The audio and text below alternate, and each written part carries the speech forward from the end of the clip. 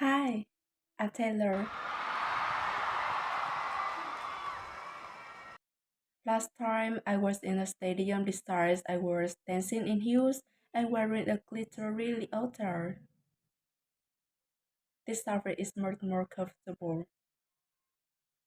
I would like to say a huge thank you to NYU Chairman of the Board of Trustees, Bill Berkeley, and all the trustees and members of the board, NYU's President Andrew Hamilton, Provost Catherine Fleming, and the faculty and alumni here today who have made this day possible. I feel so proud to share this day with my fellow honorees, Susan Harkfield and Phyllis Master graduate guests, who humble me with the ways they improve our world with their work.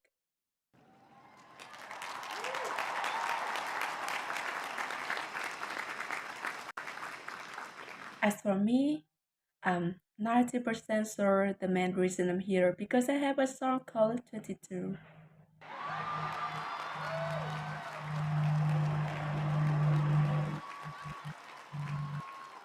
And let me just say, I am elated to be here with you today as we celebrate and graduate New York University's class of 2022.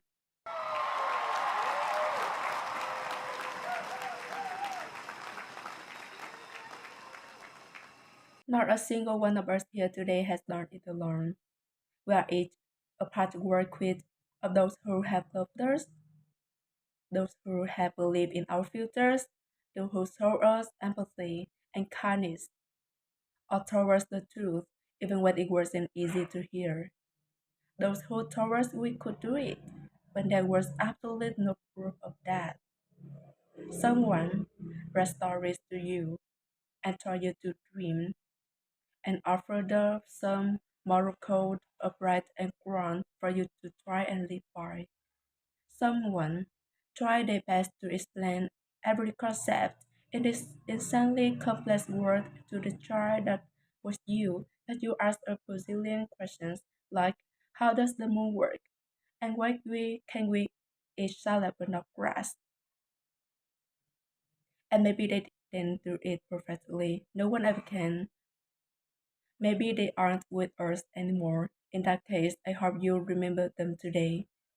If they are in this stadium, I hope you find your own way to express your gratitude for all the steps and missteps that have led us to this common destination.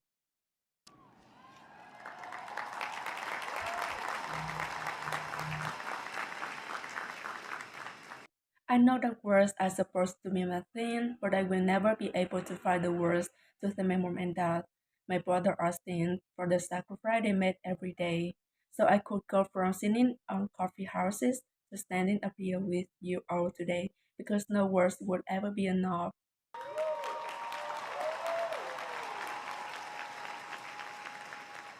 To all the incredible parents, family members, mentors, teachers, allies, friends, and loved ones here today who have supported these students in their pursuit of educational enrichment. Let me say to you now, welcome to New York. It's been waiting for you.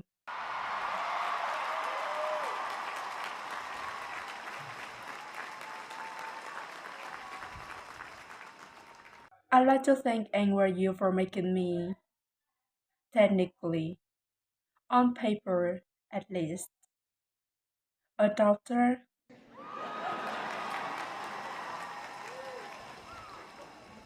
Not the type of doctor you would want around in case of an emergency. Unless your specific emergency was that you desperately needed to hear a song with a catchy hook and an instantly cathartic breath session.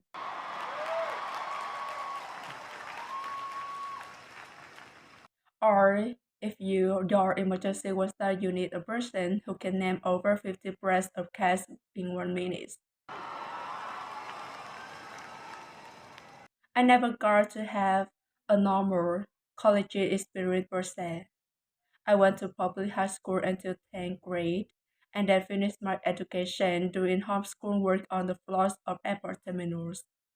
Then I went out on the road for radio tours which sounds incredibly glamorous, but in reality, it consists of a rental car, motels, and my mom and I pretending to have a large mother daughter fries with each other during boarding between us on Southwest.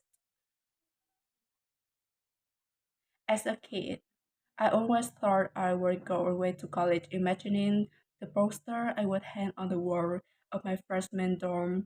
I even set the ending of my music video for my song Love Story at my fantasy imaginary college, where me and my mother reading a book on the grass, and with one single glance, we realized we had been in love in our past lives. Which is exactly what you guys are experiencing at some point in the last 4 years, right?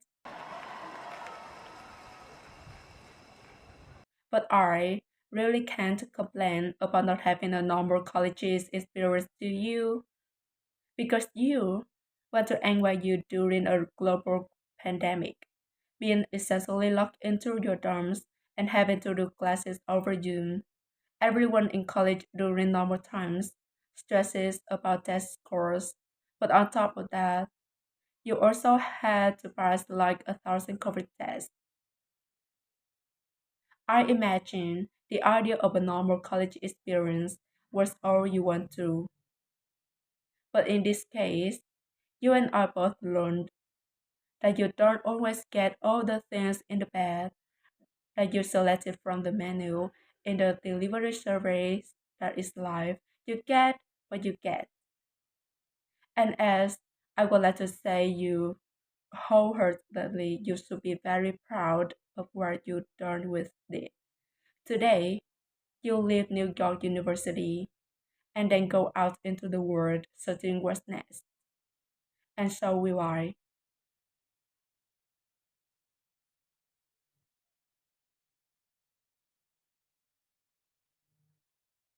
So as a rule, I try not to give anyone unsolicited advice unless they ask for it.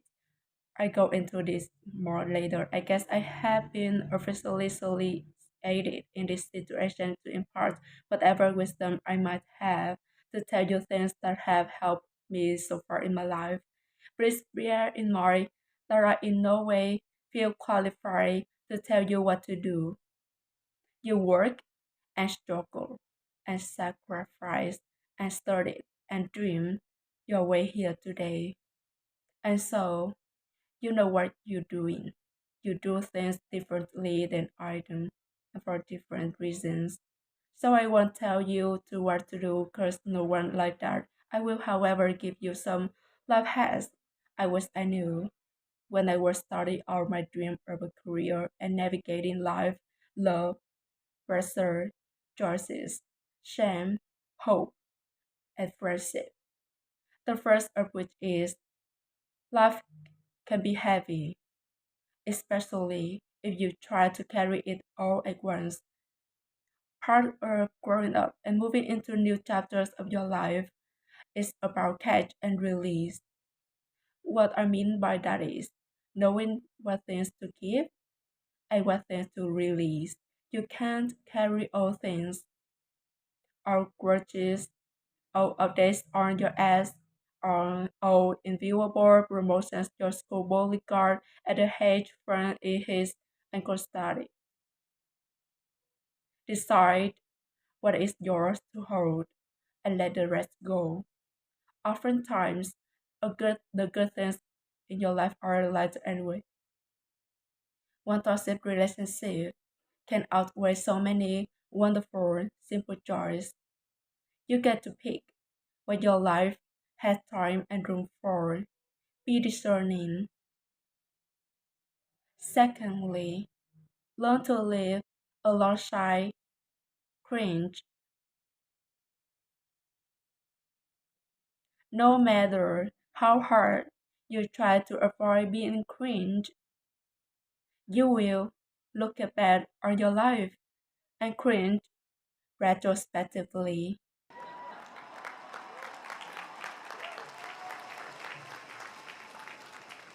Cringe is unavoidable over a lifetime. Even the term cringe might someday be deemed cringe.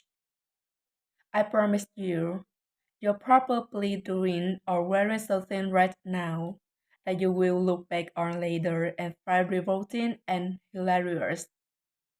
You can't avoid it, so don't try to. For example, I had a phase where, for the entire of 2012, I dressed like a 1950s housewife. But you know what? I was having fun. Trends and faces are fun. Looking back and laughing is fun. And why we're talking about things that made us swim but real sudden, I like to say I'm a big advocate for not hiding or your enthusiasm for things.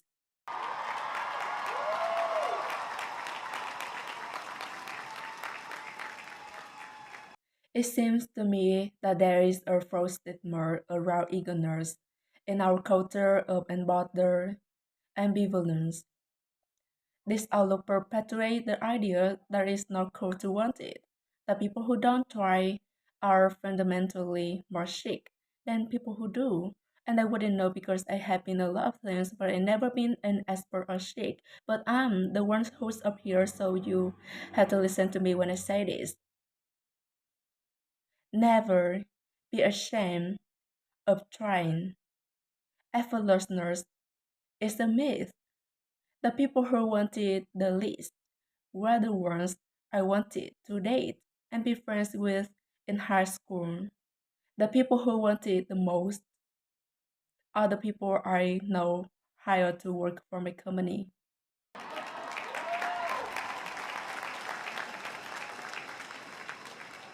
I started writing songs when I was 12, and since then, it's been the compass guiding my life, and in turn, my life guided my writing. Everything I do is just an extension of my writing, whether it's directing videos or a short film, creating the visuals for a tour, or standing on the stage performing. Everything is connected by my love of the craft. The thrill of working through ideas and narrowing them down and polishing it up all in the end, editing, waking up in the middle of the night, throwing out the old idea because you just thought of a new or better one or a plot device that ties the whole thing together. There's a reason they call it a hook. Sometimes a string of words just ensnares me and I can't focus on anything until it's been recorded or written down. As a songwriter, I never been able to sit still or stay in one creative place for too long. I made and released 11 albums, and in the process, I switched genre from country to pop to alternative to folk, and this might sound like a very songwriter centric, lot of discussion, but in a way, I really do think we are all writers, and most of us writing a different voice for different situations. You write differently in your Instagram stories than you do send your thesis. You send a different type of email to your boss than you do.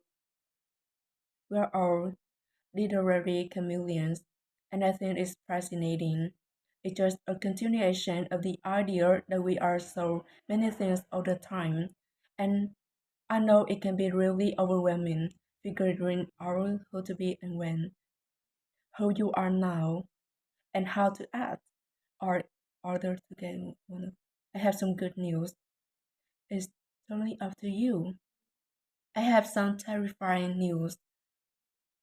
It's totally up to you. I said to you earlier that I don't ever offer advice unless someone asks me. As a person who started my very public career at the age of 15, it came with a price, and the price for years of unsolicited advice. Being the youngest person in every room for over a decade meant that I was constantly being issued warnings from other members of the music industry, media, interviewers, executives, and this advice often present itself as thinly veiled warnings. See, I was a teenager at a time when I was with the perfect young female role models. It felt like every interview I did included sly bars by the interviewer about me one day running off the rails, and that means a different thing to every person who said it to me. So I became a young adult while being fed the message that if I didn't make any mistakes, all the children of America would grow up to be perfect angels. However, if I did slip off, the entire earth would throw up as acid and would be entirely for forever and ever. It was so centered around the idea that mistakes equal failure and ultimately the loss of any chance at a happy or rewarding life. This had not been my experience. My experience has been that my mistakes led to the best thing in my life. And being embarrassed when you mess up is part of the human experience. Getting back up, dusting yourself off, and seeing who still wants to hang out with you as a gift. The times I was told no or wasn't included, wasn't chosen, didn't win, didn't make the cut. Looking back, it really feels like those moments were as important, if not more crucial, than the moments I was told yes. Not being invited to the parties and sleepover in my hometown made me feel hopelessly lonely. But because I feel alone, I would sit in my room and cry the chance that would get me a ticket somewhere else. Having labor executive in Nashville tell me that only 35-year-old housewives listen to country music, and there was no place for a 13 years old on their doorstep made me cry in the car on the way home. But then I posted my songs on my MySpace, and yes, MySpace, and I worked message with other teenagers like me who loved country music, but just didn't have anyone singing from their perspective. Having journalists write in depth, oftentimes critical piece about who they perceived me to be made me feel like I was living in some world simulation. But it also made me look inward to learn about who I actually am. Having the world treat me like love like a better sport in which I lose every single game was not a great way to date in my teens and 20s, but it taught me to protect my private life physically. Being publicly humiliated over and over again at a young age was excruciatingly painful, but it forced me to devalue the ridiculous notion of minute by minute, ever fluctuating social relevance and likability.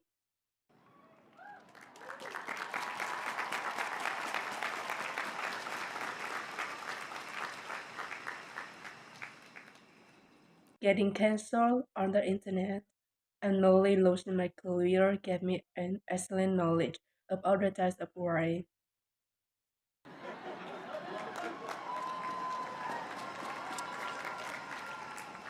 I know I sound like a consummate optimist, but I'm really not.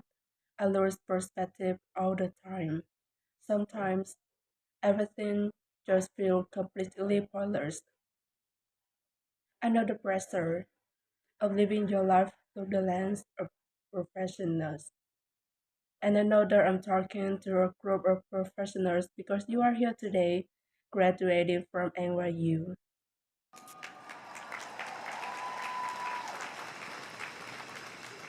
So this might be hard for you to hear.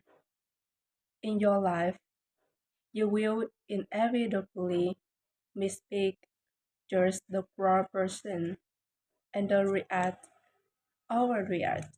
Other people who didn't deserve it, I will think nothing at all.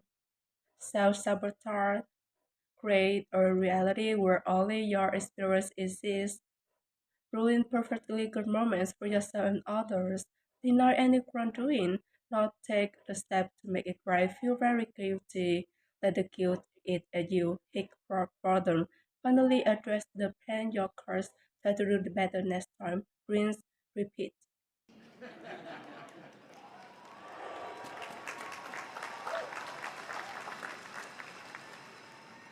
And I'm not gonna lie, these mistakes will cause you to lose things. I'm trying to tell you that losing things doesn't just mean losing. A lot of the time, when we lose things, we gain things too. Now you leave the structure and framework of school and try your own path. Every choice you make leads to the next choice, which leads to the next, and I know it hurts to know which path to take. There will be times for yourself, times when the right thing is to fight, times when the right thing is to turn and run, times to hold on with all you have, and times to let go with grace. Sometimes the right thing to do is to throw out the old schools of thought in the name of progress and reform.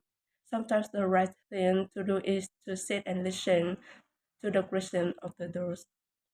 How will you know that the right choice is in these crucial moments you want? How do I give advice to this and many people about their life choices I want? The scary news is you're on your own now. But the cool news is you're on your own now.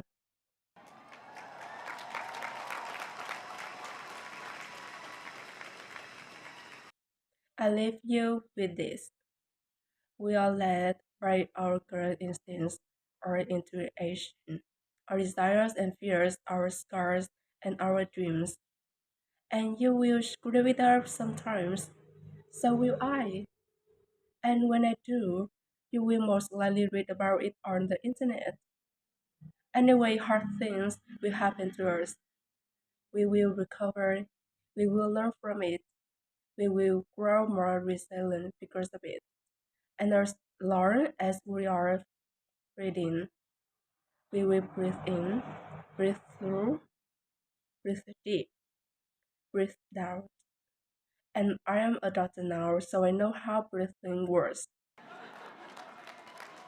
I I hope you hope you know. know how proud I am to share this day with you. We're doing this together, so let's just keep dancing like we're the class of 22.